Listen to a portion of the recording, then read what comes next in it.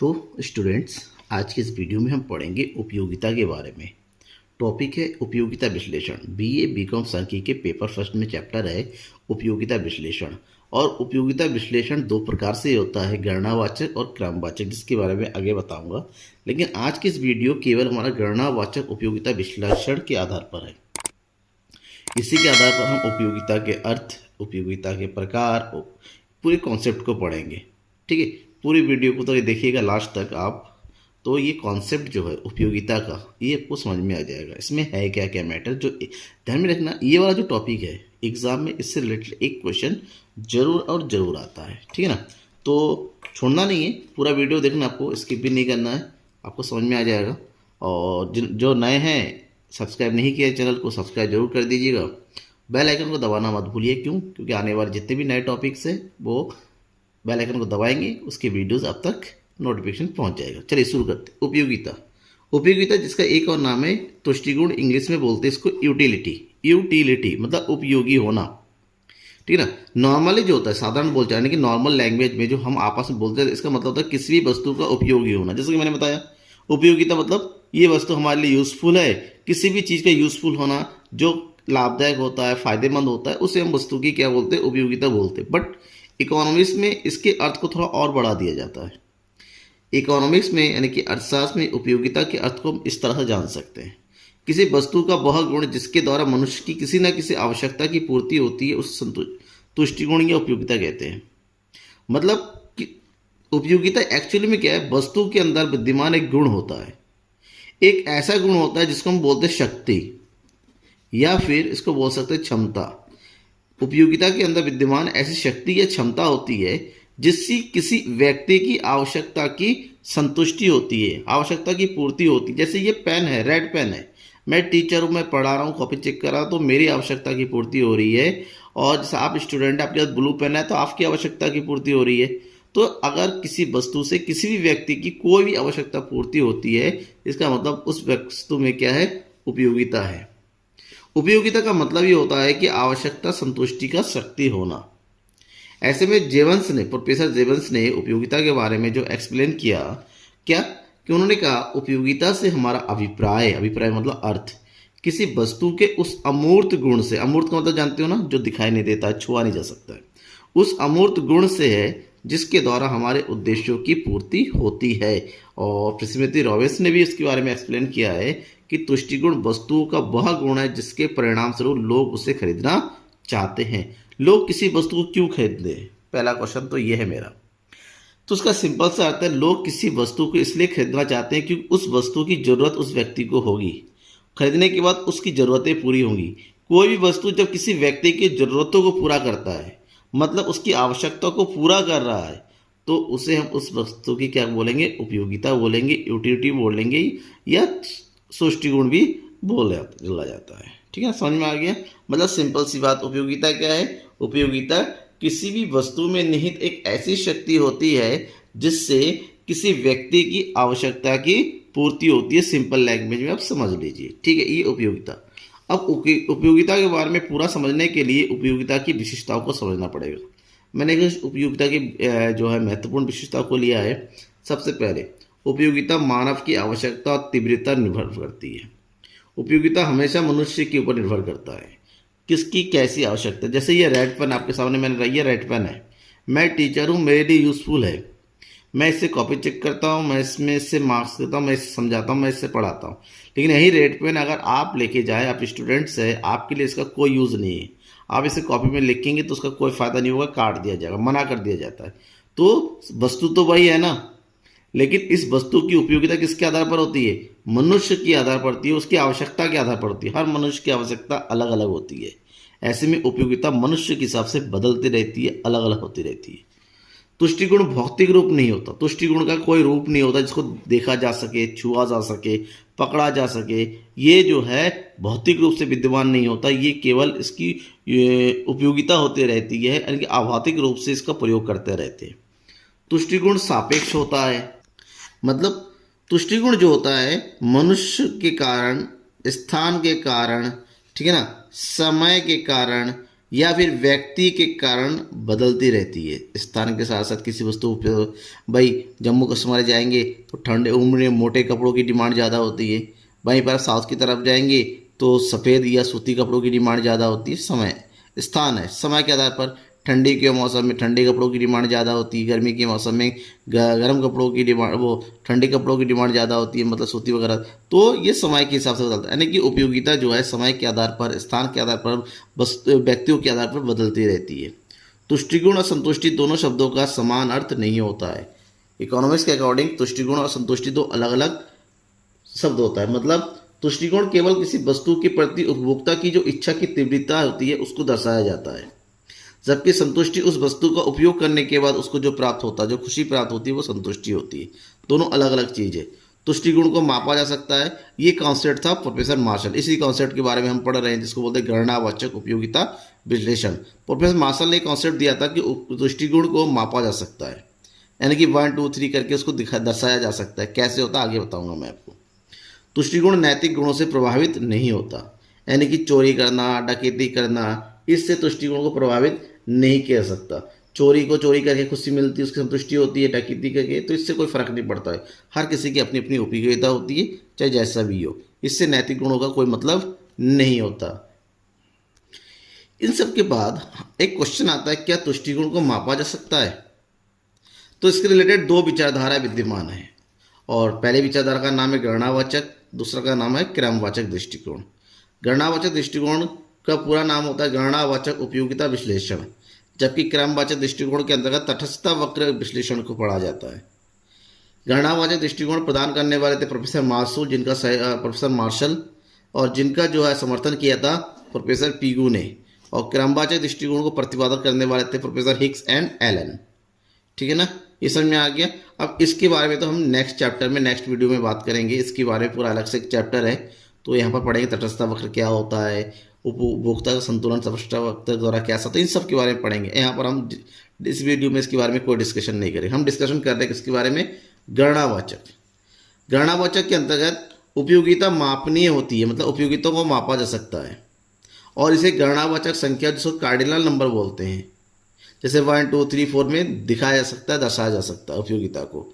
अब उपयोगिता जो है मानसिक होता है, मन से होता है। कैसे दर्शा सकते हैं इसको? जो है मुद्रा के उपयोगिता के आधार पर दर्शाया जाता है, जिसके बारे में प्रोफेसर मार्शल ने कॉन्सेप्ट प्रदान किया था। प्रोफेसर मार्शल के अनुसार उपयोगिता दो प्रकार की होती है, सीमांत उपयोगिता और कुल उपयोगिता। सीमांत उपयोगिता और कुल उपयोगिता के बारे में भी जानना है। सबसे पहले सीमांत उपयोगिता किसे कहते हैं? इंग्लिश में बोलते हैं मार्जिनल यूटिलिटी। किसी वस्तु की एक अतिरिक्त इकाई प्रयोग करने से तुष्टिगुण में जो वृद्धि होती है उसे सीमांत तुष्टिगुण कहते हैं। कोई वस्तु, मतलब एक का प्रयोग कर रहे थे, उसका यूज़ कर रहे थे, मान लो 20 हमें यूटिल मिला, 20 यूटिल मिला, मतलब उपयोगिता मिली। अब उसकी जगह हमने एक और ले लिया, यानी कि एक था, एक और ले लिया तो 2 हो गए, और दोनों का यूज़ किया, दूसरे वाले से हमें मिल रहा 25, यानी कि टोटल मिला के कितना मिल गया? 45। तो ये जो एक अतिरिक्त इकाई से हमें जो उपयोगिता वृद्धि होती है उसे हम सीमांत उपयोगिता बोलते हैं। फार्मूला क्या होता है? MUN = TUN - TUN - 1। किसी भी वस्तु की सीमांत उपयोगिता निकालने के लिए उस वस्तु की कुल उपयोगिता से उससे ठीक पहले वाली इकाई की कुल उपयोगिता उसको माइनस कर देते हैं। इन दोनों का जो डिफरेंस होता है वही सीमांत उपयोगिता होते हैं। इसके बारे में थोड़ा सा और पढ़ लेते हैं।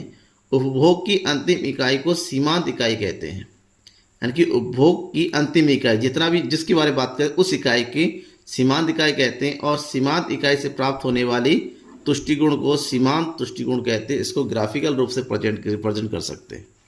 जैसे पहली रोटी हमने यूज़ किया, 16 सीमांत उपयोगिता मिला। एक अनुमानित धारणा होता है, ये अनुमान से होता है, एक्चुअली वैसा होता नहीं। आप कह ही नहीं सकते गोलगप्पा खा रहे हैं और आप कह दे कि मुझे इतना यूटिल मिला, कैसे हो सकता है? ये एक मानसिक धारणा है जिसका कॉन्सेप्ट प्रोफेसर मार्शल ने दिया था। ये सारे के सारे किससे होता है? मन से होता है। रोटी दूसरा वाला यूज़ किया, 12, नेक्स्ट 8, 4। तो लेकिन हमें पता है कि मनुष्य एक ऐसा प्राणी होता है जो जिसकी लगातार एक जैसा अगर यूज़ करता चला जाए ना, तो उससे मिलने वाली जो उपयोगिता, उससे मिलने वाला जो इंटरेस्ट होता है वो धीरे धीरे घटने लगता है। इसलिए सीमांत उपयोगिता हमेशा बेसिकली देखा जाओगे तो एक माइनस का तो घटता हुआ एक ऐसा जगह वो 0 हो जाएगा, फिर माइनस में होगा। इसको बोलते हैं ना सीमांत उपयोगिता के स्तर। ठीक है ना, इसको 3 स्तर में बांटा जाता है, एक धनात्मक, शून्य और ऋणात्मक। धनात्मक का मतलब यहाँ तक तो सही है, यहाँ तक वो यूज़ कर रहा है, उसको उसकी यूटिलिटी मिल रही है। जीरो का होने का मतलब यहाँ पर उसकी यूटिलिटी मिलना बंद हो गया, मतलब कोई उपयोगिता नहीं है। और माइनस में होने का मतलब अब उपयोगिता प्लस में होने के बजाय नेगेटिव हो गया, यानी कि नुकसान ज़्यादा हो रहा है। तो इसको 3 स्तरों में बांटा जाता है। इसी को हम रिप्रेजेंट करेंगे ग्राफ में। तो ये हो गया प्लस वाला, ये हो गया जीरो और ये हो गया माइनस। ठीक है ना।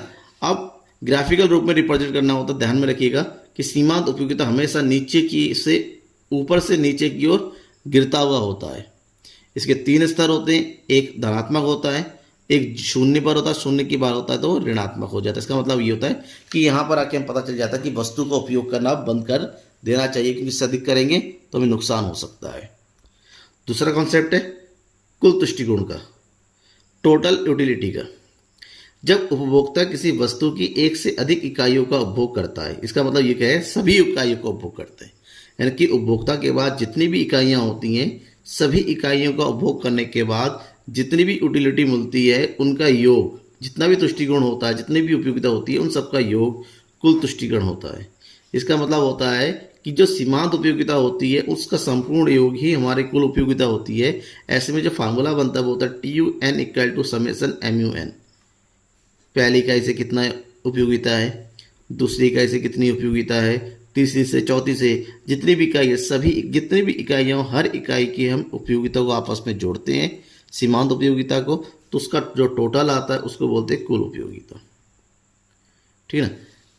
अब इस तरह जैसे ये सीमांत उपयोगिता है, जब तक सीमांत उपयोगिता हमारा क्या है, धनात्मक है, तब तक कुल उपयोगिता बढ़ती ही होती है। देखिए 16 में 12 जोड़ दिया 28, 28 में 8 जोड़ दिया 36, 36 में 4 जोड़ दिया 40, फिर जीरो होगी, जीरो का मतलब अब कुल उपयोगिता नहीं बढ़ी। देखिए यहाँ तक कुल उपयोगिता हमारा इनफ है, मतलब किसी वस्तु का उपयोग हम यहाँ तक कर सकते हैं, इसके आगे नहीं। क्यों, जैसे इसके आगे करने जाएंगे तो सीमांत उपयोगिता माइनस में हो जाती है। माइनस में होने का मतलब कुल उपयोगिता हमारे कम हो जाएगी। इसका मतलब बेटा अब उस चीज़ का यूज़ करना बंद कर दो, अब नुकसान है, फ़ायदा तो होना नहीं है, अब नुकसान हो जाएगा। ठीक है ना। ऐसे में इसका जो ग्राफ बनता है पहले ऊपर की ओर बढ़ता हुआ जाएगा, जैसे सीमांत उपयोगिता जीरो होता है ये बिल्कुल इक्वल हो जाता है, उसके बाद सीमांत उपयोगिता माइनस होने पर नीचे की ओर गिरता हुआ रहता है। इसका संबंध इसको दे सकते हैं। ठीक है ना। कैसे, जैसे ये सीमांत उपयोगिता है, जब तक ये माइनस में है तब तक ये अधिकतम है, इसको बोलते हैं अधिकतम बिंदु। जब तक ये प्लस में है तब तक ये बढ़ता हुआ होता है, जैसे जीरो में होता है तो ये सबसे अधिक हो जाता है, जैसे ये माइनस में आ जाता है नीचे की ओर तो ये घटने लगता है। इसका 3 स्तर होता है। ठीक है ना। और इसका मतलब MU धनात्मक होता है तो TU बढ़ती है, MU जीरो है तो TU अधिकतम होती है, और MU ऋणात्मक है तो TU घटने लगती है। क्योंकि इसके बारे में अंतर वो जो है संबंध पूछा जाता है, संबंध आप डायग्राम में इजीली बता सकते हैं। ठीक है ना। यहाँ तक हो गया कुल उपयोगिता। उसके बाद एक मोस्ट इंपॉर्टेंट टॉपिक, ठीक है ना, क्लास 12 में मैंने कई बार इस टॉपिक को समझाया है, क्लियरली समझाया है, लेकिन फिर भी आपको अपने स्तर पे समझ में आना चाहिए। सीमांत उपयोगिता तुष्टिगुण ह्रास नियम, यानी कि घटती सीमांत उपयोगिता का नियम, सीमांत उपयोगिता ह्रास नियम, law of diminishing marginal utility, कई नामों से इसको जानते हैं। इस नियम का विचार प्रकट करने वाले थे प्रोफेसर SS गोसेन, जो कि ऑस्ट्रिया के अर्थशास्त्री थे और ऑस्ट्रिया के बहुत ही प्रसिद्ध अर्थशास्त्री थे। उन्होंने इस नियम को बनाया था, विचार दिया था, और इसीलिए इस विचार को गोसेन का पहला नियम भी कहा जाता है। और इस नियम को बाद में जो है एक सिद्धांत के रूप में प्रस्तुत करने वाले थे प्रोफेसर मार्शल। और उन्होंने सिद्धांत को प्रस्तुत करते हुए बोला कि अगर अन्य बातें समान रहती है, अगर अन्य बातें समान रहती है तो किसी भी वस्तु की मात्रा में होने वाली अतिरिक्त लाभ प्राप्त होता है, वो उस वस्तु की मात्रा की प्रत्येक इकाई की वृद्धि के साथ साथ घटती चली जाती है। मतलब क्या हुआ, मतलब कोई भी एक वस्तु है और उस वस्तु की एक समान इकाइयों का हम लगातार यूज़ करते चले जा रहे हैं, तो उससे मिलने वाली जो सीमांत उपयोगिता है वो धीरे धीरे घटती चली जाएगी। एग्जाम्पल दूँ, एग्जाम्पल समझिए। फॉर एग्ज़ाम्पल, आपको पनीर की सब्ज़ी बहुत पसंद है आपको, चाहे कढ़ाई पनीर पसंद है, चलिए एग्जाम्पल लेते हैं। आपको कढ़ाई पनीर पसंद है, आपको मम्मी ने कहा मम्मी ज़रा कढ़ाई पनीर बना दो, मम्मी ने बना दिया, आपने खाया, बहुत मज़ा आया। मम्मी ने अगले दिन भी कढ़ाई पनीर बना दिया, आपको और मज़ा आया। मम्मी ने अगले दिन भी पनीर बना दिया और मज़ा आया। फिर डेली पनीर बना रही, धीरे धीरे पनीर खाते खाते आप ऊब जाएंगे और एक टाइम ऐसा होगा आपको मम्मी से को रहने दो, मम्मी मत बनाओ। फिर भी मम्मी बना दिया तो आपको पेचिस लग जाएगा, मतलब ये माइनस में हो गया, ये जीरो में आ गया। मतलब क्या है, एक जैसी चीज़ें अगर हम यूज़ करते चले जा रहे हैं तो उससे मिलने वाली जो उपयोगिता है, जिसको सीमांत उपयोगिता कहते हैं, कम होती चली जाती है। अब नॉर्मल यूज़ करके देखिए, हर जगह यूज़ होता है, जो नेसेसरी वस्तुओं को छोड़ के। ये नहीं कि हर कुछ नेसेसरी जरूरत होती है जहाँ पर ये लागू नहीं होता है, नॉर्मल वस्तुओं में ये लागू होता है, खासकर खाने पीने की चीज़ों में। ठीक है, अब इस नियम को इस ग्राफ के रूप में शो करिए। अगर ग्राफ में हम दर्शाते हैं, इसका मतलब क्या हुआ, सीमांत घटती सीमांत उपयोगिता, मतलब सीमांत उपयोगिता धीरे धीरे कम होने लगती है। तो क्यों, आप देखिए यहाँ पर जैसे जैसे हम यूनिट को बदलते चले जाते हैं उससे मिलने वाली उपयोगिता हमारी क्या हो जाएगी, कम हो जाएगी, फिर बाद में माइनस में आ जाती है। इसी कारण इसको घटती सीमांत उपयोगिता का नियम कहते हैं। अब इसके लागू होने के प्रमुख कारण क्या है, तो सबसे पहला कारण यह है कि प्रत्येक आवश्यकता विशेष की पूर्ण रूप से संतुष्टि की जा सकती है।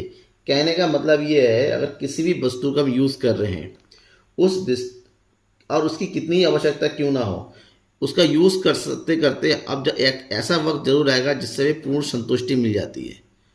ठीक है, और पूर्ण संतुष्टि मिलने के बाद भी आप उसका यूज़ करते हैं तब उसको मज़ा नहीं आता, इंटरेस्ट नहीं आता और इंटरेस्ट खो देते हैं। नेक्स्ट, वस्तु ये पूर्ण स्थापन नहीं होती है। ऐसा भी नहीं होता है कि एक का प्रयोग करें तुरंत ही उसको बदल के दूसरा यूज़ कर दे, ऐसा नहीं, पॉसिबल भी नहीं है। हर वस्तु का पूर्ण स्थापन भी नहीं होता है। तो इन दो प्रमुख कारणों से जो घटती सीमांत उपयोगिता का नियम लागू हो जाता है। इस नियम की कुछ मान्यता यानी कि कहाँ का ये नियम लागू होता है, तो बेसिक चीज़ें क्या क्या हैं। सबसे पहले, जितने भी इकाइयाँ हम वस्तु की प्रयोग कर रहे हैं वो एक जैसी समरूप होनी चाहिए, उसमें कोई बदलाव नहीं होना चाहिए। अगर आप गोलगप्पे खा रहे हो तो जैसा गोलगप्पे खा रहे हो हर बार उसका टेस्ट वैसा ही होना चाहिए, कोई चेंज नहीं होना चाहिए। उपभोक्ता की मानसिक स्थिति में कोई परिवर्तन नहीं होना चाहिए और किसी वस्तु का जो उपयोग कर रहे हैं वो लगातार होना चाहिए, बीच में कोई भी टूटना नहीं चाहिए। ठीक है ना, जैसे एग्जांपल दे, आपकी मम्मी ने पनीर बनाया तो डेली, यानी कि बीच में एक दो दिन चेंज के, ऐसा नहीं है, डेली एक ही चीज़ का प्रयोग करते हैं तो लगातार यूज़ होते रहना चाहिए। और हर वस्तु का आकार पर्याप्त होना चाहिए, कम ज़्यादा नहीं। गोलगप्पा जितना बड़ा आप ले रहे हैं हर बार उतना सेम आकार का खाना होगा। उसका मतलब जैसे जैसे गोलगप्पा खाते चले जाएंगे आप कह देंगे भैया अब रहने दो, क्यों, आपका मन भर गया, संतुष्टि मिल गई है, उसके ज़्यादा करने जाएंगे आप सबको पता है क्या होगा। अब इस नियम की कुछ अफवात है, कहाँ का यह नियम लागू नहीं होता है। सबसे पहले, दुर्लभ वस्तुओं पर यह नियम लागू नहीं होता है। अब दुर्लभ वस्तुएं क्या होती हैं, दुर्लभ वस्तु का मतलब जैसे डाक टिकट है, दुर्लभ चित्र होता है, ठीक है ना, या फिर म्यूजियम में रखी हुई चीज़ें, इन सब चीज़ों पर ये लागू नहीं होता। क्यों, क्योंकि ये सब चीज़ ऐसी चीज़ें हैं आपके पास जितनी देर तक होगी उतने ही आपके लिए सही रहता है। सुरीले गीत, सुंदर कविता जितना ज़्यादा सुनिए कोई मन नहीं पड़ता, जैसे पुराने गीत होते हैं आज भी चल रहे हैं, जितना ज़्यादा सुनो कोई फ़र्क नहीं पड़ता। शराबी व्यक्तियों के लिए शराब का यूज़, जितना चाहे शराब पिए हर बार उसको ज़्यादा मजा आने लगता है। फैशन, दिखावटी उपभोग, दिखावटी वस्तुएं, जितना ज़्यादा लोग अपने घरों में लगाते उतना ज़्यादा है, जितना महंगा फ़ोन यूज़ कर लें उतना ज़्यादा यूज़ करते हैं। मतलब कुछ चीज़ों पर ये लागू नहीं होता, सामान्य वस्तु पर होता है। लेकिन इस नियम की कुछ आलोचनाएं भी की गई हैं। आलोचना मतलब इस नियम को खराब भी कहा गया है। ये कहा गया है तुष्टिगुण की संख्यात्मक माप असंभव है। कभी भी तुष्टिगुण को हम संख्या के रूप में नहीं दर्शा सकते, क्योंकि तुष्टिगुण का मतलब किससे होता है, मन से होता है। और मन में क्या चल रहा है, कितनी संतुष्टि मिली, कौन मापेगा, मुश्किल है। मुद्रा का सीमांत तुष्टिगुण कभी भी समान नहीं हो सकता। वस्तु की कीमतें बढ़ती रहती हैं, घटती रहती हैं, तो उसी आधार पर मुद्रा का भी सीमांत उपयोगिता घटती बढ़ती रहेंगी। ठीक है, तो ऐसे में ये नियम लागू नहीं हो पाएगा।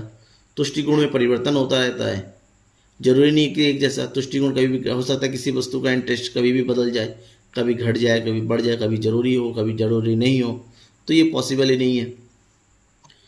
उपयोगिता कभी भी उपभोक्ता की आय का स्थानापन्न वस्तु के प्रभाव की बातें नहीं करता, जबकि इन सब का भी प्रभाव पड़ता है उपयोगिता के ऊपर।